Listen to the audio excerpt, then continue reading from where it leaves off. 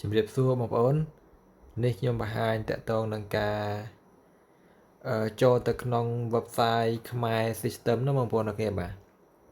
អញ្ចឹងសម្រាប់បងប្អូនដែលមានបំណងចង់យក API KQR ដើម្បី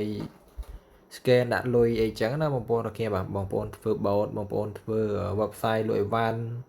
បាទបងប្អូនធ្វើអីផ្សេងៗអញ្ចឹងទៅបងប្អូនត្រូវការ KQR ដើម្បីទូទាត់លុយអញ្ចឹងណាបងប្អូនអូខេបាទវាមាន check វាមានអីអញ្ចឹងទៅស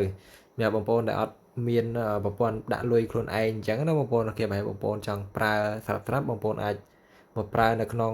website ខ្មែរ system នេះបានអញ្ចឹងណាបងប្អូនអូខេបាទអញ្ចឹងបងប្អូន search នៅក្នុង Google ទៅបងប្អូនអូខេបាទ សេតាមខ្ញុំអញ្ចឹងទៅហើយបងប្អូនឃើញ website ខ្មែរ system នេះបងប្អូនអូខេបាទអញ្ចឹងបងប្អូនចុចលើនឹងមកបាទបន្ទាប់ពីយើងចុចលើនឹងហើយចេញជាតម្រងបែបនេះណាបងប្អូនអូខេបាទហើយពេលខ្លះទៅចេញជាពណ៌សជាបងប្អូនអូខេបាទចាំបងប្អូនមើលនៅពេលថ្ងៃណាបងប្អូនបាទអញ្ចឹងវាចេញបែបហ្នឹងណាបងប្អូនអូខេបាទបងប្អូនអាចអូមើលព័ត៌មានបន្តិចទៅបងប្អូនអូខេបាទហើយបងប្អូនអាចមើល API អីអញ្ចឹងទៅបងប្អូនហៅយកទៅប្រើតាមនឹងអញ្ចឹងណាបងប្អូនអូខេបាទអញ្ចឹងតើតដល់ក្នុងទៅយើងបាទទៅយើងមាន API ទៅតាម merchant នីមួយៗអញ្ចឹងណាបងប្អូនអូខេបាទហើយឥឡូវនេះគឺបង្កើតបានប្រហែលជា2ខែបងប្អូនគេបាទហើយមានអ្នកដាក់លុយហ្នឹងរហូតអ្នកដែលតភ្ជាប់ណាបងប្អូនគេបាទដែលទូទាត់ជោគជ័យនឹងមានដល់50000ជាងបងប្អូនគេបាទ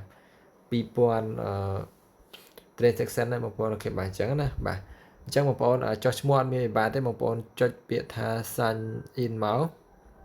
បាទហើយបងប្អូន connect ជាមួយ Google ក៏បានចុច sign up ក៏បានដែរអញ្ចឹងណាបងប្អូនអូខេបាទអញ្ចឹងអត់មានអីខុសគ្នាទេបងប្អូនអូខេកន្លែង sign in sign up ហ្នឹងវាតែមួយតែគាត់ cost tab នេះអញ្ចឹងបងប្អូនបាទអញ្ចឹងអត់អីទេបងប្អូនចុចកន្លែង Google login មកសម្រាប់ខ្ញុំងាយស្រួលជាមួយនឹង Google អញ្ចឹងណាអញ្ចឹងខ្ញុំប្រើ Google ទៅបាទ Google អញ្ចឹងមកអញ្ចឹងខ្ញុំចុច continue បាទអញ្ចឹងមកដល់ទីនេះគឺបងប្អូនឃើញជាតម្រងបែបនេះដែលយើងបានចុចឈ្មោះហើយណាបងប្អូនគេបាទហើយមួយ chain ហ្នឹងគឺ$1ក្នុងមួយខែណាបងប្អូនគេបាទហើយបងប្អូនហៅ API យកទៅប្រើប្រហែលក៏ហៅទៅអញ្ចឹងណាបងប្អូនគេបាទឆែកប្រហែលក៏ឆែកទៅមិនថាបងប្អូនឆែករាប់$10,000រាប់$1000រាប់$100នៅមួយខែទេបងប្អូនគេបាទតាមចិត្តបងប្អូនអញ្ចឹងណាបងសេវាតែមួយខែរៀលទេណាបងប្អូនបាទក្នុង website ខ្មែរ system បាទហើយខ្ញុំក៏ប្រើដែរអញ្ចឹងណាបងប្អូនបាទក្នុងខ្មែរ FM ក៏ប្រើដែរអញ្ចឹងណាបងប្អូនបាទគឺប្រើ API ពីខ្មែរ system នេះហើយណាបងប្អូនបាទអញ្ចឹងបងប្អូនចុចកន្លែង merchant នេះមកនេះកន្លែងយើងមើលថាមានអីខ្លះណាបងប្អូនគេបាទអញ្ចឹងវាមាន external នេះ external verify នេះបងប្អូនគេបាទអញ្ចឹងមាន external verify នេះគឺយើងអាចហៅ API ទៅខាងក្រៅបានអញ្ចឹងណាបងប្អូនគេបាទតែអានេះគឺបានរៀបចំរួចសម្រាប់បងប្អូនដែលប្រើ Profit Panel Telegram bot នេះគឺហៅតាមនោះវាងាយស្រួលអញ្ចឹងណាបងប្អូនគេតែភាគច្រើនគឺខ្ញុំឃើញបងប្អូនប្រើតែ external verify ទេបាទដោយសារតែផ្ទាល់ខ្លួនអញ្ចឹងណាបងប្អូនបាទអញ្ចឹងអាចចុចកន្លែងហ្នឹងបានបាទតែគាត់ថាយើងអត់ទាន់បានជាវបាទជាវកញ្ចប់ទេអញ្ចឹងហើយយើងចុចអត់បានទេណាបងប្អូនក៏បាទអញ្ចឹងបងប្អូនត្រូវការបាទត្រូវការទិញជាកញ្ចប់សិនមកមួយខែតែ1រៀលទេបងប្អូនគេបាទចុច choose plan នឹងមកបាទអញ្ចឹងបងប្អូនអាចរើសមួយណាក៏បានដែរវាច្រើនមកច្រើនវាថ្លៃបន្តិចបាទបើសិនជាមិនថ្លៃទេបងប្អូនក៏បានបន្តិចទួចដែរអញ្ចឹងបងប្អូនបាទជំរឿសល្អសម្រាប់បងប្អូនដែលខ្ជិលធ្វើខ្លួនឯងមកបងប្រើនេះទៅវាស្រួលអញ្ចឹងបងប្អូនក៏មកហៅយកទៅដាក់ទៅបាទ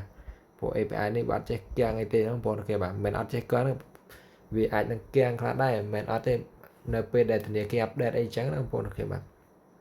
ញ្ចឹងចុច subscribe បងប្អូនគេបាទហើយបងប្អូនជ្រើសរើសប្រហែលខែ3ខែ2ខែជាត្រៃ1ខែ3ខែ12ខែតែបងប្អូនអញ្ចឹងណាបងប្អូនគេបាទអញ្ចឹងតាមចិត្តបងប្អូនបាទសម្រាប់ខ្ញុំយកមួយខែបងប្អូនគេបាទចុច confirm and pay with QR with QR ទៅមកបងប្អូនគេបាទអញ្ចឹងវាចេញជា QR code ឲ្យយើងចេះមួយបងប្អូនគេបាទបងប្អូនចុច scan ណាបងប្អូនបាទអញ្ចឹង scan ឲ្យវាចេញជាមួយ chat បងប្អូនតែខ្ញុំអត់បាន scan ទេខ្ញុំបញ្យកបងប្អូនអញ្ចឹងណាចេញជាមួយ chat ហើយយើងអាចហៅ API ទៅតាមមួយ chat ចុចលើមួយ chat នឹងមកហើយបងប្អូនបង្កើតមួយ chat ទៅវាឃើញ API មួយ chat នៅខាងលើគេណាបងប្អូនគេបាទដូចមើលដូចអត់មានកន្លែងបង្ហាញទេបងប្អូនបាទតើយើងទិញមួយ chat សិនបាទទិញមួយ chat សិនទើបយើងឃើញកន្លែងបង្ហាញណាបងប្អូនបាទអញ្ចឹងវីដេអូនេះមានប៉ុណ្ណឹងទេបងប្អូនបាទសង្ឃឹមថាបងប្អូននឹងយល់សម្រាប់អ្នកធ្វើ developer ទាំងគ្នាអញ្ចឹងណាបងប្អូនបាទអ្នកបង្កើត bot បង្កើតអីតាមចិត្តខ្លួនឯងអញ្ចឹងបងប្អូនបាទ ចឹងមានតែប៉ុណ្្នឹងទេបងប្អូនអរគុណច្រើនបើសិនជាមានចម្ងល់អាចឆាតនៅក្នុង website នេះផ្ទាល់ទៅបងប្អូនអូខេបាទអរគុណជួបគ្នាក្នុងវីដេអូក្រោយទៀត